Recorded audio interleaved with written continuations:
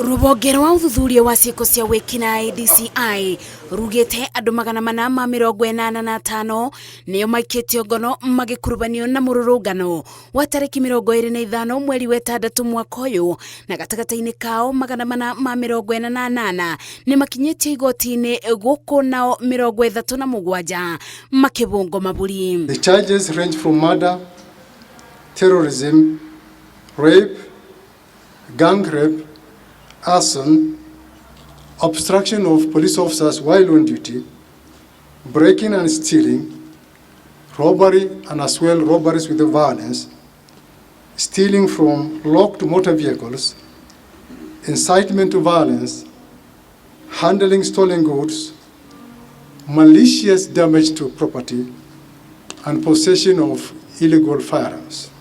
Mũrũgamĩrĩri mũnene wa DCI Mohamed Amin augĩte ũthuthuria makĩria no ũrathiĩ na mbere nĩguo kũmenya arĩa makuruhanĩtio na kũrĩba andũ ethĩ marũrũngane. Rigathi Gachagua does not enjoy any immunity against prosecution. He is subject to the laws of the land.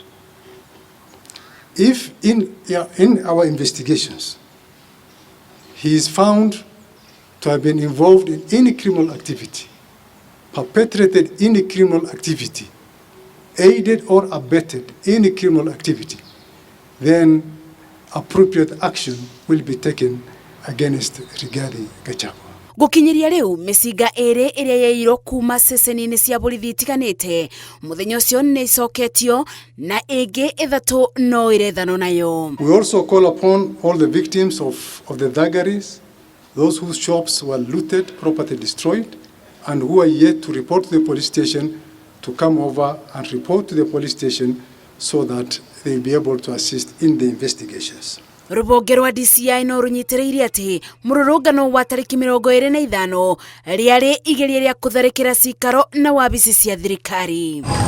Thirikari ikiuga makĩria ma andũ 400 marĩkĩtie gũikio ngono kũrũmĩrĩra mũrũrũngano wa Genz ũrĩa watigire angĩ makuĩte na angĩ ona gũte mamirioni ma mbeca.